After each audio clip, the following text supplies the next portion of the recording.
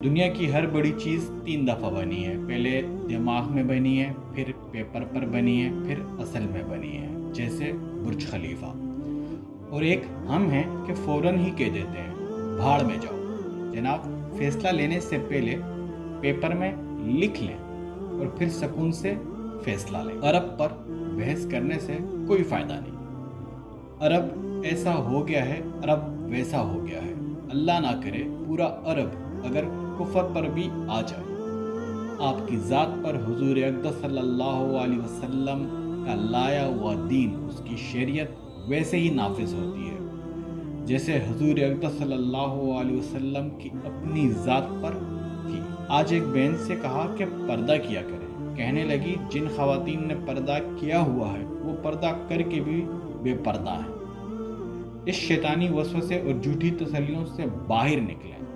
ہزاروں دلیلیں بیکار جائیں گی، کیونکہ آپ کی ذات پر پردہ حضور اقدس صلی اللہ علیہ وسلم کی شریعت کی وجہ سے نافذ ہوتا ہے. جو خواتین برقع پہننے کے باوجود اپنے بالوں کی چٹیاں برقعے سے باہر چھوڑتی ہیں، کس کے لیے؟ میری بہن اندھیروں میں کہیں گم ہو جائیں، رب آپ کو بھی رابعہ بصری رحم اللہ علیہ کے مقام پر پہنچائے گا. وہ خواتین بے پردہ خواتین سے زیادہ خطرناک ہیں جن کے جسم کا ایک ایک انگ الگ الگ نظر آتا ہے.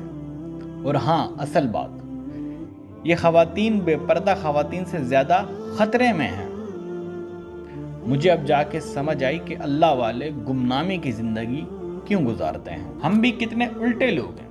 جب کھانا اچھا بنا ہو تو خاموشی سے کھا لیتے ہیں، اور تھوڑا سا مسئلہ ہو تو پریشانی شروع ہو جاتی ہے.